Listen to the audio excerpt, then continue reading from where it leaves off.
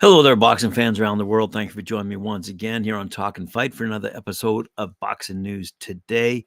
And today I'm going to start the episode off a little bit differently than in past episodes, bearing in mind we've now done hundreds of these things. But first time I'm going to say this. For many, many years, I promoted musicians, quite frankly, and produced their albums, promoted them to the media, promoted them on stage. But I never, ever, ever once, this is over a 10-year time period, never once got on stage and took the limelight away from them and had it focus on me. So I bring this to your attention because of the antics of Bob Arum and what he had to say after Josh Taylor lost to Jack Catterall and said, what a disgrace. Let's put it this way, took the opportunity to say with a microphone in hand, what a disgrace he felt it was that the judges had decided that Jack Catterall would win that fight, not Josh Taylor. Much to the chagrin, I will add, to Eddie Hearn. Regardless of the other peculiar statements that Bob had to make with respect to never allowing another American fighter to fight before the British Border Control. Good luck, Bob. But nonetheless, it did elicit some responses. Let's first of all go to the actual quote. Okay. Bob said, "Hey, I saw the fight like everybody else. Those scorecards were a disgrace, an absolute disgrace, and I really feel sorry for Josh. I thought he won the fight, but those scorecards were ridiculous. And that's a lesson. I will never allow an American fighter to come here with the British board scoring the fight. Those scores were ridiculous." Okay. And then I guess he either dropped the mic or someone wrestled it from his hand. Eddie Hearn had this to say: "The Scottish fans won't be happy. I thought the judges' scorecards were too wide, but the decision was bang on. Jack Catterall won that fight. He closed the show beautifully. He dominated the first 6 rounds. I love Scotland, but justice was served tonight, that's for sure. 2 years ago, this man should have been the undisputed champion. He should have the belts around his waist." Which brings on what he then said afterwards. Okay. He did not hold back his views about an upcoming possible world title. But before that were to take place, if possible, say, for example, between Teofimo Lopez and Jack Catterall, we have an upcoming fight between Teofimo Lopez and a chap that we are all familiar with here in Canada, Steve Claggett. So let's go to what he has to say about that particular fight. Okay. To quote my boys over at boxingsocial.com, in their news department, Matchroom boxing promoter Eddie Hearn didn't mess about when he targeted Teofimo Lopez as a potential opponent for Catterall and laid into Lopez's next opponent, Steve Claggett. He said, "Lopez versus Claggett is a terrible fight, but look, Steve Claggett's a real tough guy. We got offered Steve Claggett for Subriel Mateus, and I said he's not good enough." I presume he's talking about Steve Claggett. "I can't tell you that Subriel Mateus is this unbelievable talent and put him in with Steve Claggett, who's got 8, 9 losses, something like that on his record. I don't want to be disrespectful to Steve Claggett, but it's a fucking disgrace. It's a joke, an absolute joke fight. It's on ESPN. You talk about Teofimo Lopez coming off a good win against Josh Taylor, say he's the best 140-pounder in the world. That's a joke fight. This is the guy who should be fighting Teofimo Lopez. I assume he's talking about Catterall, and we believe he'll beat him all day long. We believe he should be a world champion." So many have, as you all know, many have called for now a third and final fight between Catterall and Taylor to settle their score once and for all. But Hearn obviously revealed that Catterall's preference is to go after a world title. He concluded by saying Jack Catterall against Teofimo Lopez is a proper fight. But let him do his thing. We love that fight after. I'll be honest, the rubber match is there. It does exist with Taylor. It's a big fight, but the focus is a world championship fight, period. So, bit of controversy for you, as usual in the boxing world. Now, here's something that interested me. A little bit of a headline here about Canelo. So the IBF has ordered Canelo to fight a chap by the name of William Skull. I'll be blunt, I've not heard of him. Okay. 2 weeks ago, the IBF ordered undisputed super middleweight champ Canelo Alvarez to defend against IBF #1 contender William Skull. Granted, he's got an undefeated record, 22-0, 9 knockouts, who has been the IBF mandatory since July of 2022. Both parties were given until June 12th to reach an agreement. However, according to Skull's promoter, Ingo Volkmann, the Canelo camp hasn't responded, and the IBF has granted the Skull camp an early purse bid June 6th. Canelo has the fight. Canelo has to fight us now, or he'll give up the title, said Volkmann. Since the IBF has now officially announced the purse bid, Canelo cannot apply for a special permit, as Alexander Usyk has now done. The only thing they could do is agree on a step-aside fee with us in order to postpone the fight again. It's all well and good that he's Canelo and he has to play by the rules no matter how popular he is, but we've waited long enough. There will definitely be an offer from us at the purse bid because we want the fight. In other organizational news, the WBC declares Terence Crawford a champ in recess. The WBC Board of Governors has voted to designate current WBC welterweight champ Terence Bud Crawford as champion in recess. Crawford will next move up to super welterweight to fight for the WBA title against Israel Madrimov on August 3rd in Los Angeles. The WBC has officially sanctioned the Crawford-Madrimov as a final eliminator bout for the mandatory position in the super middleweight division. Crawford will inform the WBC which division he wishes to compete in after the August fight. Quite frankly, we're all now looking forward to the next fight upcoming between Zhilei Zhang, Deontay Wilder. I believe if Wilder loses this fight, and I think he's going to, but he should retire. He mentioned it, and I agree with him. And I've said it for a couple of years now. He should retire. Okay, anyway. So they had a media day prior to their bout. And it's, this 5v5 collision that takes place between Queensberry and Matchroom prior to their fight.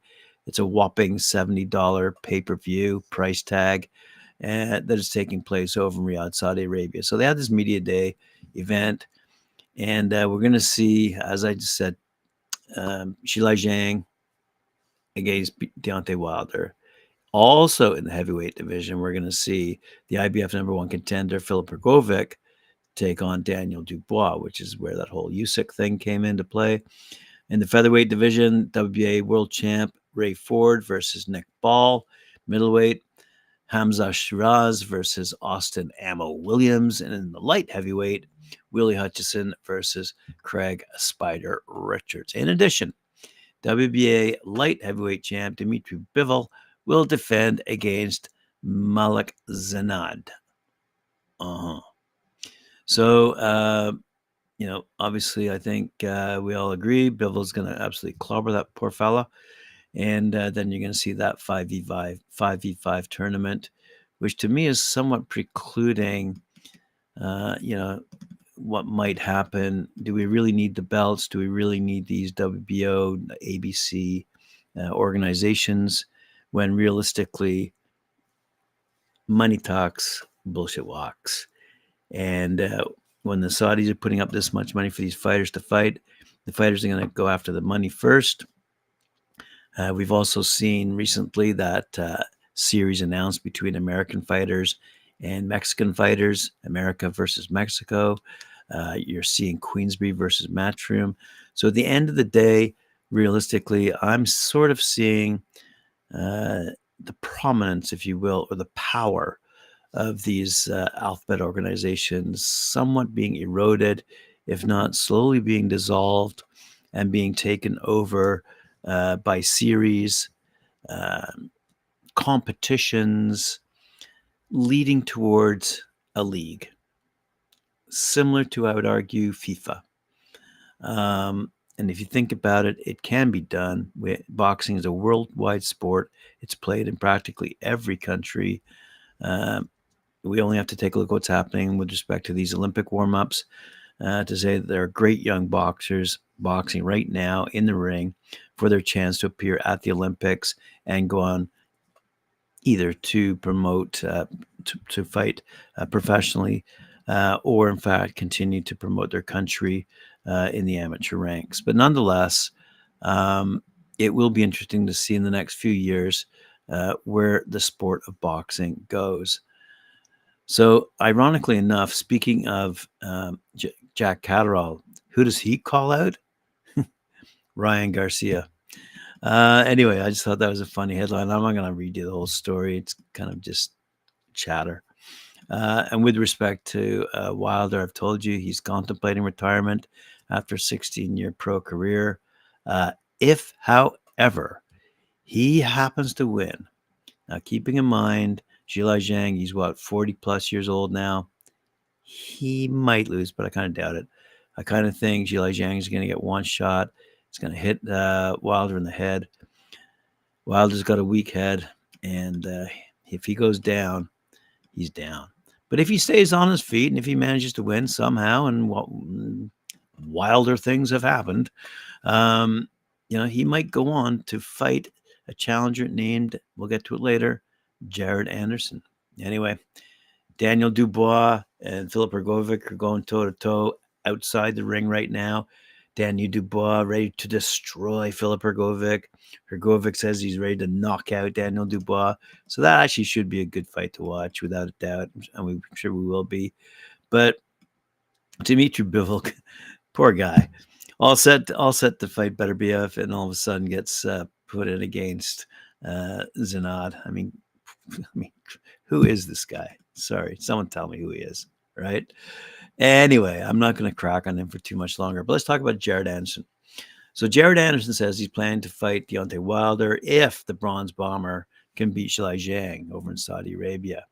And even our friend Bob Arum jumps into this one as well. Top-ranked CEO Bob Arum tells Sky Sports Deontay Wilder is being eyed as a potential opponent for the rising heavyweight star Jared Anderson, should the Bronze Bomber be able to get through his fight against Zhilei Zhang. Okay, I'm going to say it. Deontay Wilder should retire. If he happens to beat Zhilei Zhang, which I doubt, and if he goes toe-to-toe with Jared Anderson is going to kill him. Let's just see if there's a quote here from Jared and see how he feels. Jared recently defeated Riyad Mahrez in a unanimous decision win. Continues his climb. He's undefeated. Let's just see if there's a quote here. Nope. But Bob Arum had this to say: I really believe that Zhang is going to be too much for Wilder. I think Wilder has slipped a little bit. Zhang is an awfully good fighter. He's got a rough, tough heavyweight. But we'll have to see what happens in that fight. Anderson's currently, he sits fourth in WO rankings, while being ranked fifth by the IBF, fifth by WBC, and 13th by the WBA in the heavyweight division. Anyway, a meeting with Wilder is not a given, however, as the Bronze Bomber prepares to encounter the impressive power of Zhang, who recently came up shy against Joe Parker, as we might recall, a few months ago, following stand-up back-to-back wins to go over Joe Joyce. Anyway, Arum continued, if Wilder is not available, then we're going to go look for the biggest possible opponent for Jared to fight. And people, as you know, have been calling for Jared Anderson to step up. He's at that point now where he needs to step up and face some top quality uh, either up and comer or one of those heavyweights clogging that heavyweight division that I've talked about so often. So first, he says we have to see who's available, and then we'll make a decision. But right now, the plan is to truly fight Deontay Wilder. But again, Bob Arum finishes. I'm a little pessimistic about Wilder getting through the fight against Zhang. So there you go. Let's talk about one of my favorite fighters out there right now, good old Ben Whittaker. We've been talking about Ben Whittaker since the Olympics a few years ago. And this guy's off to a fabulous start in his professional career, 7-0, I believe. But the clock's already ticking for light heavyweight prospect Ben Whittaker. He was Olympic silver medalist, had a bit of an injury over there. But nonetheless, he's 7-0, 5 knockouts.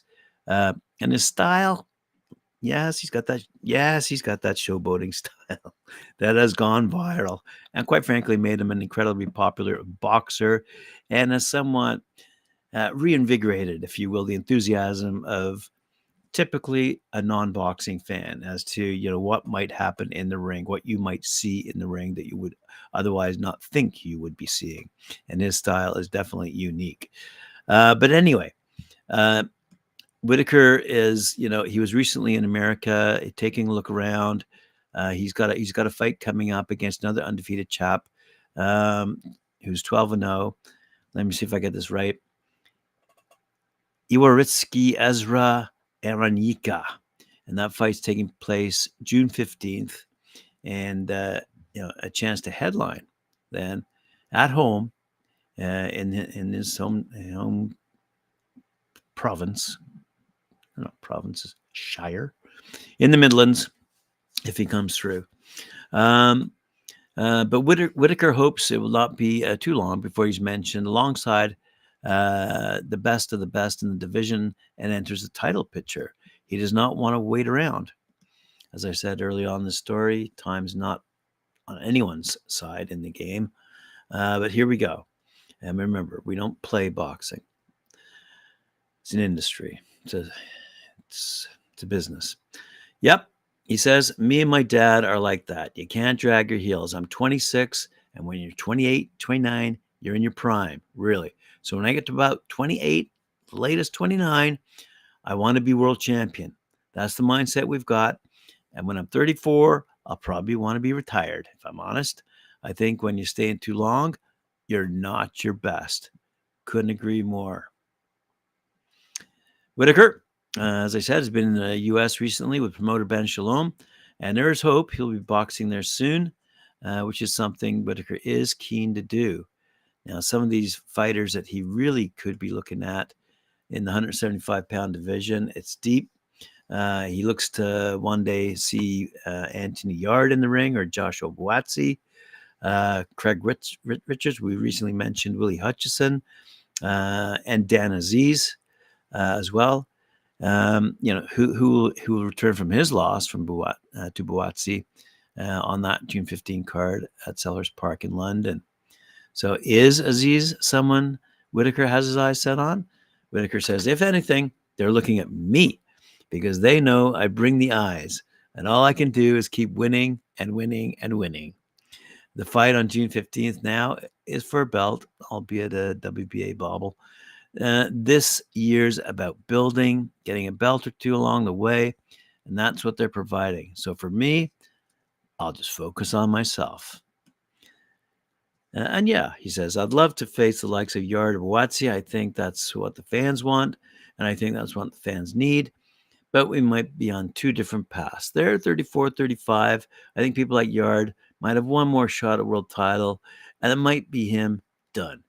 Whereas I'm 26, I'm going through the ranks pretty quick. So if we do meet in the middle, that would be perfect. If not, it might be one of those where it's gone too late, quite frankly. Whittaker is yet to go beyond 8 rounds, so it's easy to jump the gun about his future and where he hopes to be, but he does not think that he's far off now. Skill-wise, I'm there now, 100%, he said, but I like these little steps where I want a bit of needle. The opponents are talking. There's a belt on the line. It's a big stadium fight. For me, that's what you need in your career. and ticking off these experiences one by one. We will be ready for those guys. And believe me, he has a target on his back already. It seems inevitable he could meet Southampton's Lewis Edmondson. He's 9-0 with their pass crossing already several times on same shows. He said, with the following I've built, they all want to fight me. Whittaker said, why me? I haven't got anything. I've 7 fights in, but he knows if he calls me, it gives him an opportunity, and that's the same with Lewis. So he's growing rapidly without a doubt, and although he's still just about in a position where he could go down and weight if he felt it was necessary, inevitably in time he will meet North to cruiserweight, and if really needed to, could make 168 super middle. Said the 6'3" Whittaker. But eventually, he said, I think I'm growing the way I'm built, and I could eventually go to cruiserweight. So there you go. Boxing fans, all the news fit to print. Thanks for joining me here on Talk and Fight. I appreciate it very much. Remember to like, share, subscribe, and hit that notification bell for me. We'll see you later on down the road on talkandfight.com. And I look forward to bringing more news and interesting stories to you. And of course, throwing my own opinion here and there. Talk to you later.